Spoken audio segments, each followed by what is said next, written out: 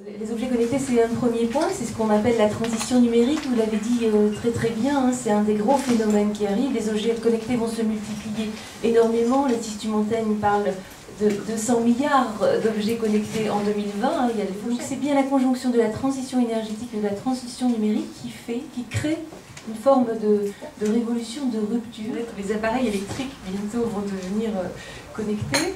Alors ça apporte deux choses, ça crée d'une part des nouveaux besoins. Et puis le deuxième point, c'est que ça donne des données. Donc vous voyez, hein, compteur communicant, objets connectés, énergie renouvelable, véhicules électriques, solutions de stockage, on a tout un ensemble de choses qui arrivent et qui génèrent plusieurs choses. Et en particulier, ce qui m'intéresse, c'est que ça va avoir un impact sur le comportement de nos clients. On est en plus, et c'est, je dirais, probablement aussi assez incitatif, on est aussi dans un contexte où le sujet environnemental va reprendre. C'est-à-dire que le consommateur se réintéresse à la question du CO2, évidemment. Moi j'ai trois axes, c'est le comportement, les équipements, et puis après derrière les travaux, la rénovation, des choses plus structurantes qui permettent d'économiser l'énergie. Premièrement, la première information structurante, c'est quelle est ma consommation sur ma cuisson, mon chauffage, mon éclairage, donc par poste de consommation. Et il y a un autre facteur qui est extrêmement intéressant, c'est de parler plutôt en euros qu'en kilowattheure. On a mis dans ce tableau de bord des éléments également de comparaison. Et donc on est capable de dire, de comparer la personne à un foyer similaire. Alors ça nécessite d'ailleurs au consommateur qui fait ça de remplir un questionnaire. Au sein de Smart Electric Lyon, on a cette préoccupation d'examiner quelles sont les variations de comportement, quels sont les enjeux autour justement d'une indication prix qui permet aussi de faire bouger les comportements. Mais l'écosystème, il va se générer parce qu'on arrivera à mettre en relation tous les 5 éléments que je vous ai donnés au démarrage pour répondre à un besoin d'économie d'énergie, de maîtrise de budget et aussi de confort. Moi, c'est ce que j'appelle le mieux vivre son énergie, mais autour d'un sujet, et je le résume avec cette expression-là, qui est le bien-être durable dans l'habitat. Le bien-être, c'est pouvoir être maître de mon budget, être serein et surtout ne pas interrompre mon confort. Aujourd'hui, les modèles économiques, on le voit, ils ne sont pas du tout simples. C'est-à-dire qu'ils n'existent pas encore. L'innovation. Et cette innovation, elle ne va pas se faire seule. Et à chacun des acteurs, et en particulier à des acteurs tels que nous, tels que EDF, à s'ouvrir vers le monde extérieur, à travailler avec des grands partenaires qui sont là, Deltador, Schneider, Atlantic, Muller, je ne vais pas vous tous vous citer, mais c'est très important de pouvoir avancer ensemble. Vous savez récupérer un certain nombre de données chez les clients, on sait traiter le sujet de la consommation.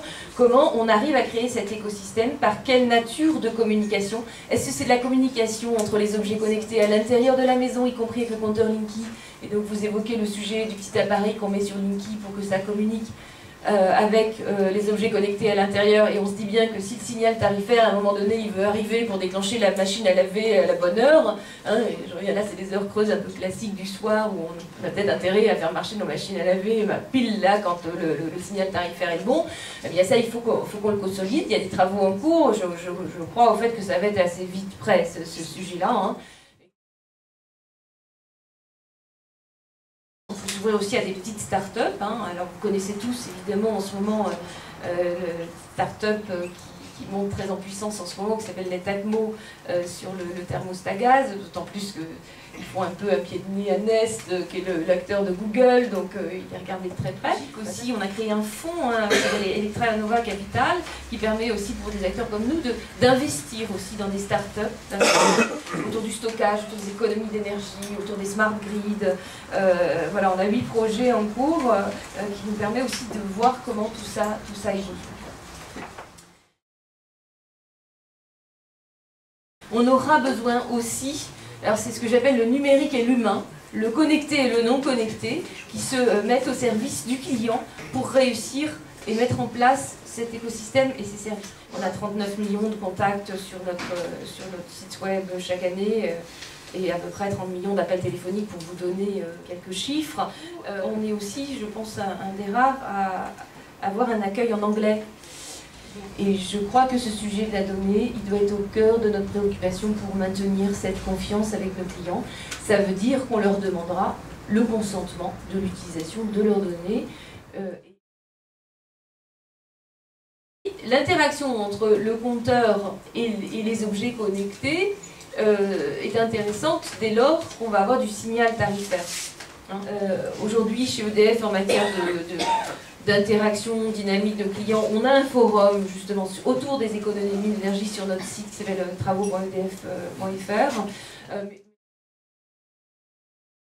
Et puis le sujet de la cybersécurité, évidemment gros sujet de préoccupation, mais je dirais ça c'est un sujet des systèmes d'information, je ne peux pas dire classique, parce que le sujet de la cybersécurité, là encore, émerge énormément et très présent dans les réflexions, beaucoup plus peut-être qu'il y a quelques temps, mais le sujet de la sécurité de nos systèmes d'information, c'est un sujet de préoccupation depuis toujours à EDF. Évidemment, il se complexifie dès lors qu'on est dans de la logique de web, de connecté, etc.